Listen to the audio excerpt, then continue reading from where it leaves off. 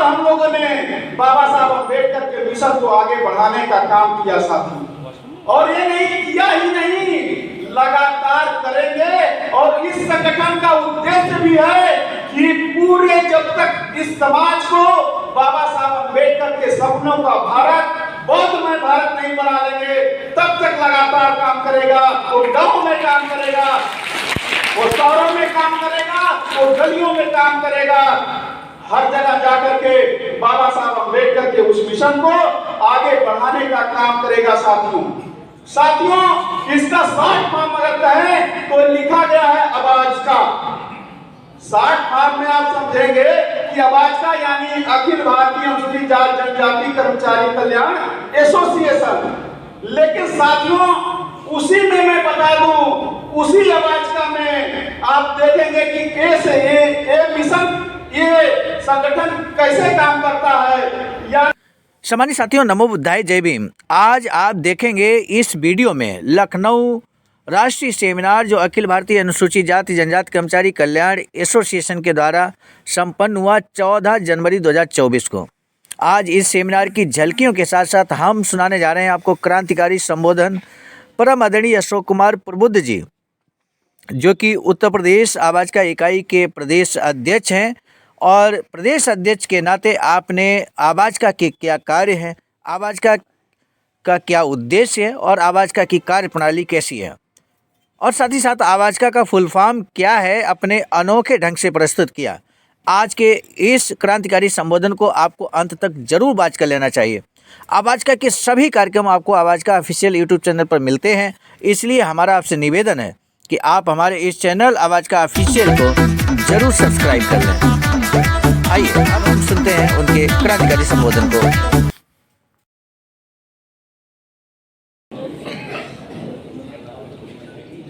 जय भीम, जय भीम। तथागत बुद्ध, बोधिसत्व रविदास, बोधिसत्व कबीर, बोधिसत्व गाडगे बाबा, छत्रपति साहू जी महाराज, राष्ट्रपिता ज्योतिबा फुले साहब, नारायणा गुरु, पेरियार रामास्वामी नायकर, बोधिसत्व बाबा साहब डॉक्टर भीमराव अंबेडकर तथा बहुजन समाज में जन्मे तमाम संतों, गुरुओं, महापुरुषों से हम सभी का परिचय करा देने वाले बहुजन नायक मान्यवर कांशीराम साहब के चरणों में श्रद्धा का सुमन अर्पित करते हुए इस अखिल भारतीय अनुसूचित जाति जनजाति कर्मचारी कल्याण एसोसिएशन मंडल लखनऊ के इस सुंदर से कार्यक्रम में उपस्थित हमारे मुख्य अतिथि श्रद्धेय माननीय संदीप कुमार सर, इस कार्यक्रम की अध्यक्षता कर रहे माननीय डॉक्टर रामसब जयसवारा सर, और इस कार्यक्रम के मुख्य वक्ता और इस संगठन के राष्ट्रीय महासचिव IRS श्रद्धेय बुद्ध मित्र मुसाफिर सर, जिसको आज पूरे भारत में मान्यवर कांशीराम साहब के बाद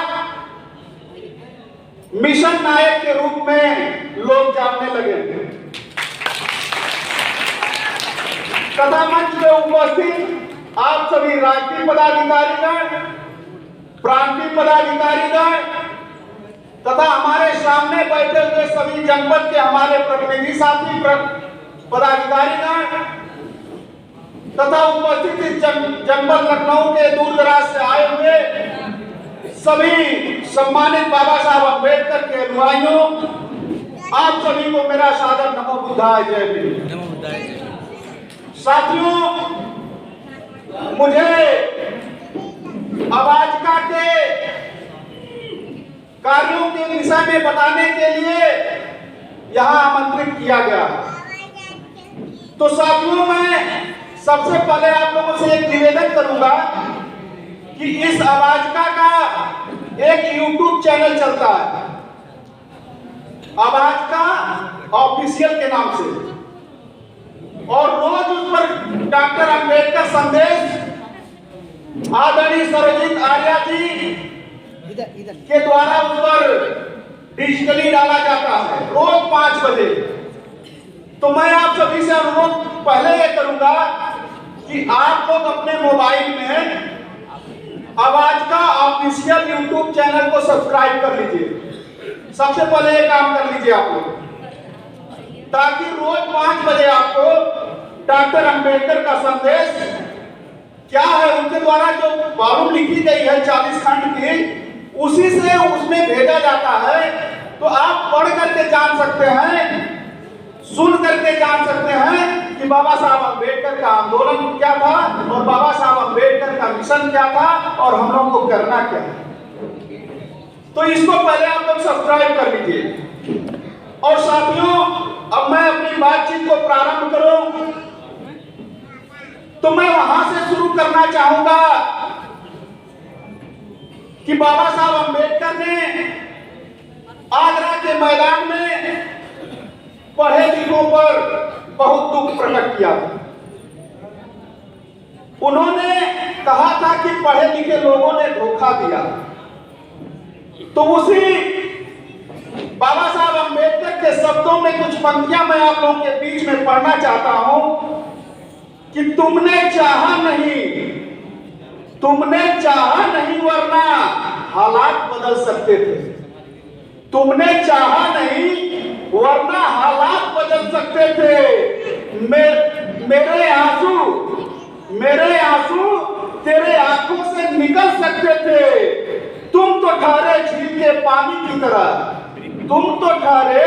झील के पानी की तरह दरिया बनते तो तुम बहुत दूर तक निकल सकते थे।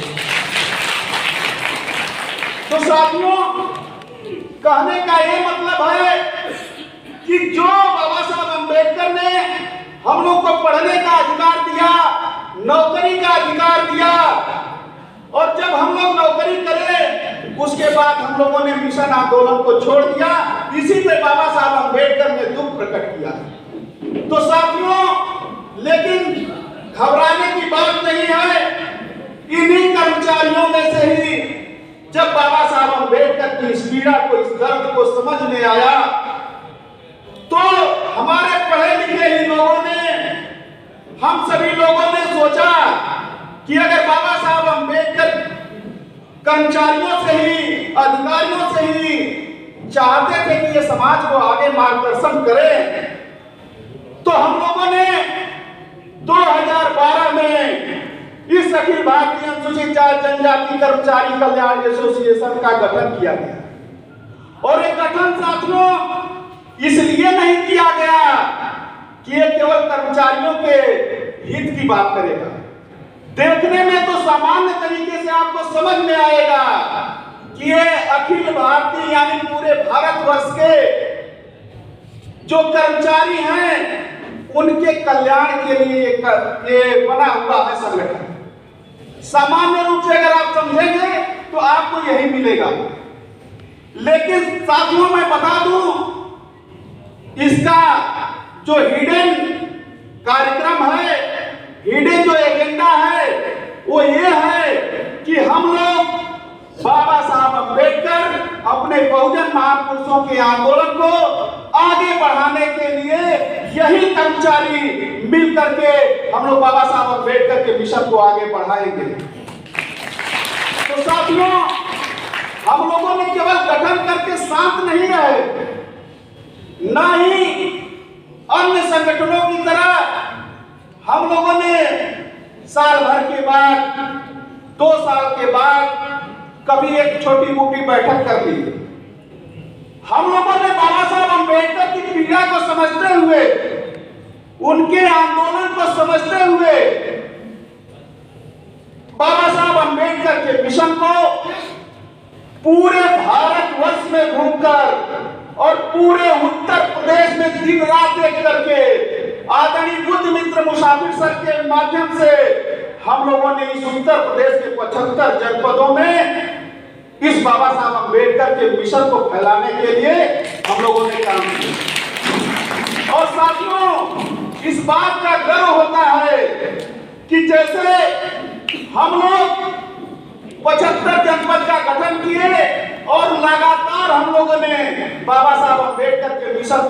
बढ़ाने का काम किया साथियों। और ये नहीं किया ही नहीं, लगातार करेंगे। और इस संगठन का उद्देश्य भी है कि पूरे जब तक इस समाज को बाबा साहब अम्बेडकर के सपनों का भारत, बौद्धमय भारत नहीं बना लेंगे, तब तक लगातार काम करेगा। वो गांव में काम करेगा, वो शहरों में काम करेगा,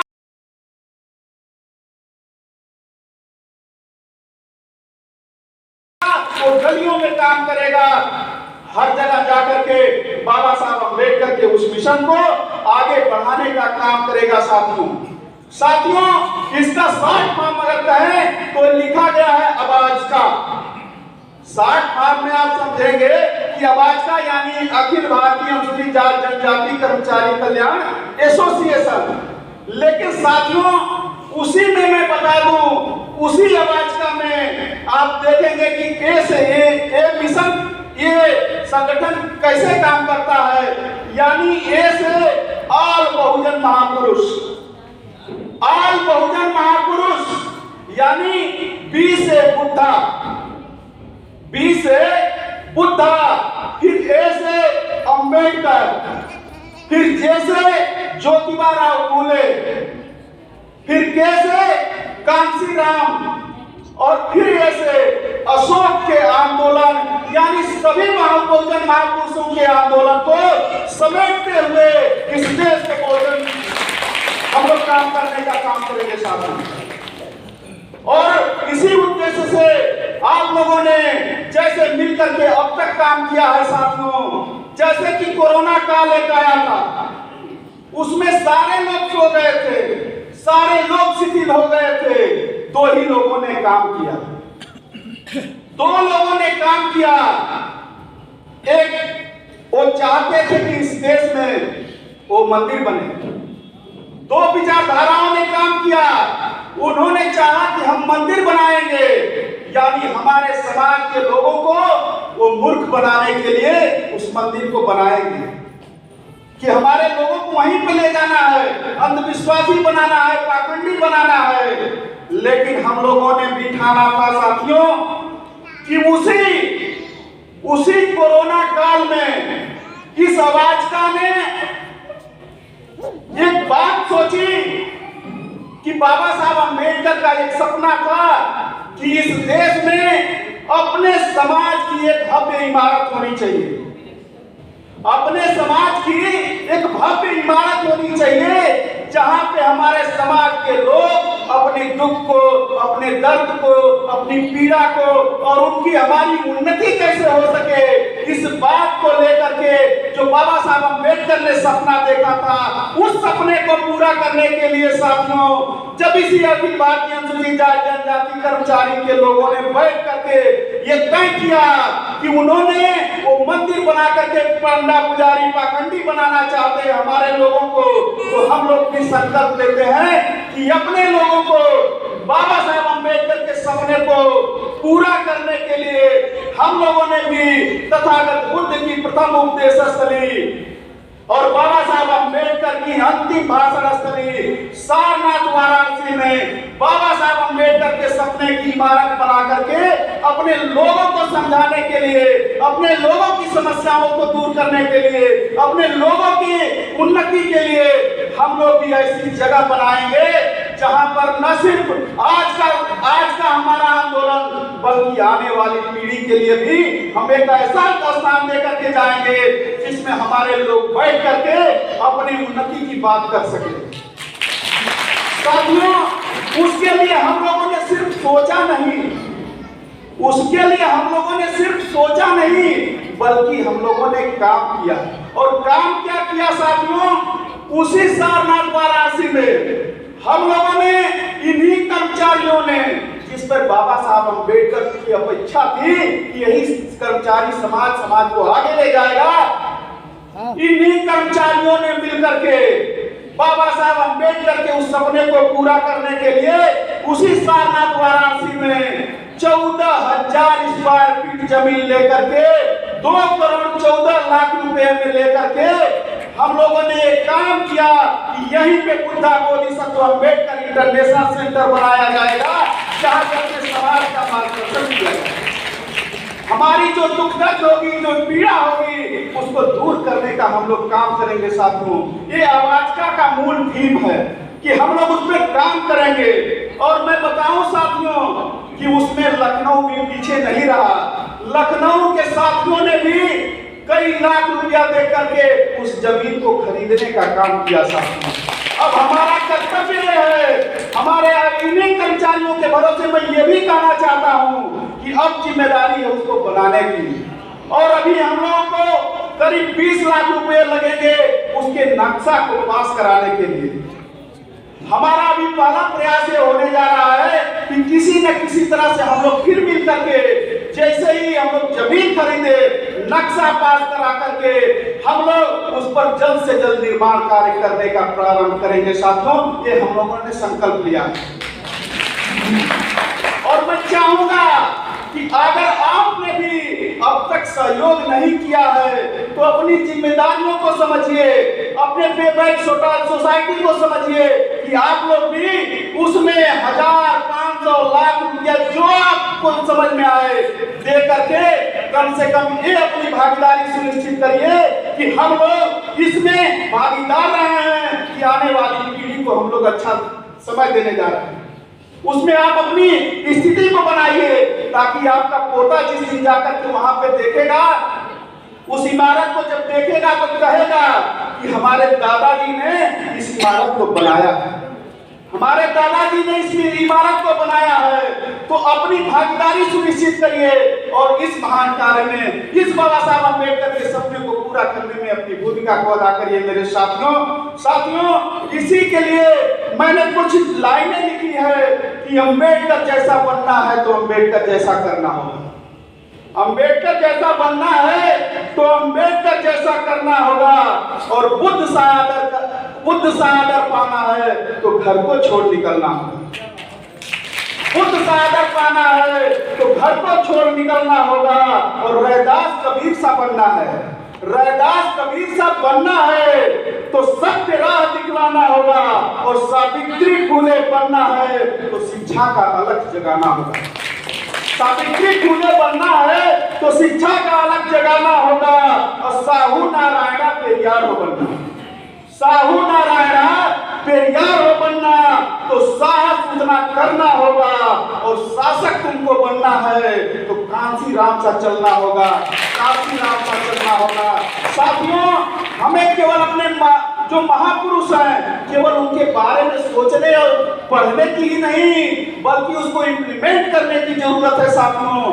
तो साथियों, आगे कुछ लाइनें हैं कि हम अम्बेडकर के बेटे हैं, हम अम्बेडकर के बेटे हैं, जो सोचे राह सरल होगी। हम अम्बेडकर के बेटे हैं, जो सोचे राह सरल होगी, और चलना शुरू करोगे तो तुम निश्चित राह सरल होगी। कुछ ज्यादा वक्त लगेगा पर संघर्ष जरूर सफल होगा, कुछ ज्यादा वक्त लगेगा पर संघर्ष जरूर सफल होगा, और हर संकट का हल होगा। वो आज नहीं तो कल होगा, वो आज नहीं तो कल होगा।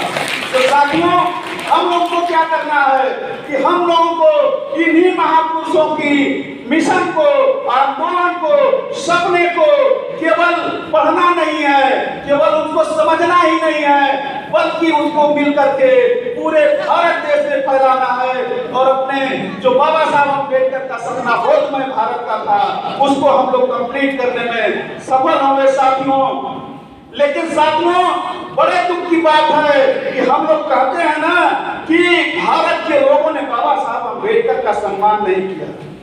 बाबा साहब अम्बेडकर का सम्मान इस भारत के लोगों ने नहीं किया, क्योंकि बाबा साहब अम्बेडकर को जब भारत रत्न मिला वो ऐसे ही नहीं मिला, उनको पहले नहीं मिला।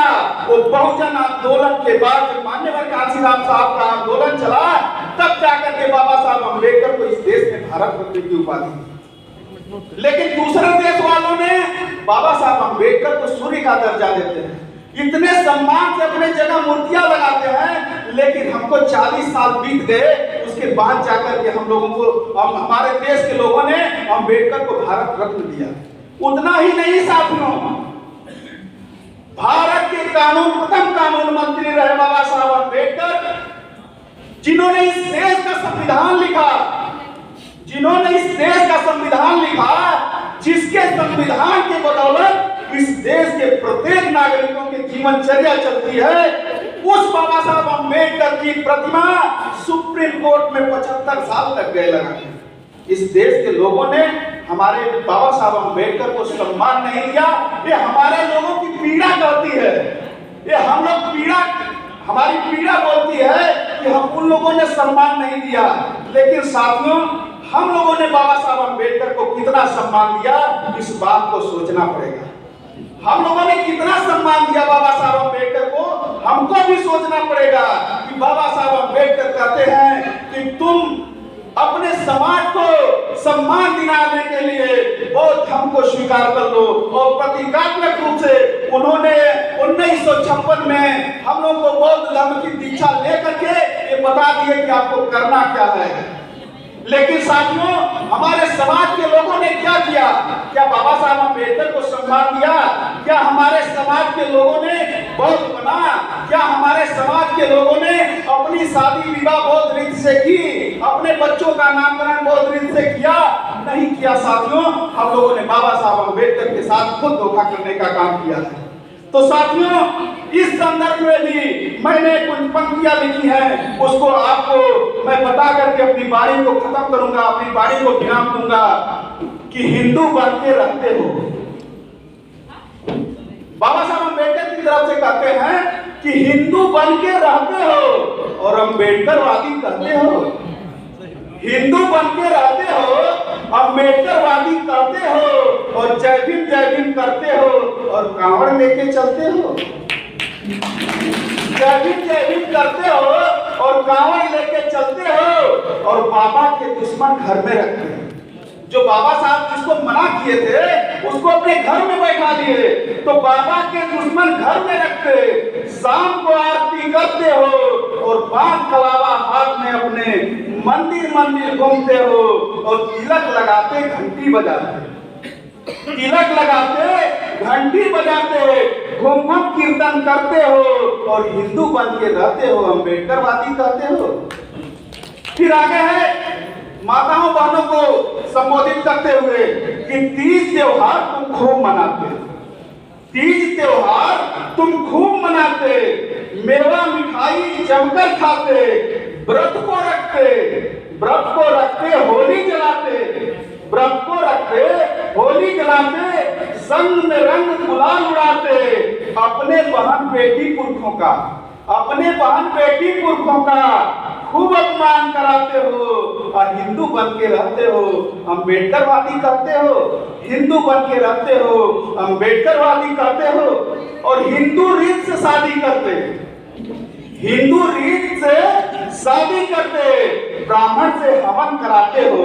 हिंदू रीत से शादी करते, ब्राह्मण से हवन कराते हो, और चोरी चोरी मंदिर जाते, औरों को भरमाते हो, और हवन कराते दूध पिलाते, हवन कराते दूध पिलाते, गंगा में तुम खूब नहाते, हिंदू बन के रहते हो, अम्बेडकरवादी करते हो। अम्बेडकर की छठी प्रतिज्ञा, बाबा साहब अम्बेडकर की छठी प्रतिज्ञा है, उसके बारे में मैं लिखता हूं कि अम्बेडकर की छठी प्रतिज्ञा कभी नहीं अपनाते हो, अम्बेडकर की छठी प्रतिज्ञा कभी नहीं अपनाते हो, और मरने पर तुम तेरे ही करते, मृत्यु भोज कराते हो, और माँ बाप के आंसू गिरते, माँ बाप के आंसू गिरते, तुम पूरी मलाई खाते हो, और हिंदू बन के रहते हो, अम्बेडकरवादी कहते हो। साथियों, अंतिम लाइन में बोल रहा हूं, और अपने समाज को कैसे क्या करना है कि ना तुम हिंदू ना तुम मुस्लिम, ना तुम हिंदू ना तुम मुस्लिम, ना ही सिख ईसाई हो, ना तुम हिंदू ना तुम मुस्लिम, ना तुम सिख ईसाई हो, और तुम भारत के मूल निवासी बुद्ध अम्बेडकर के अनुयायी हो।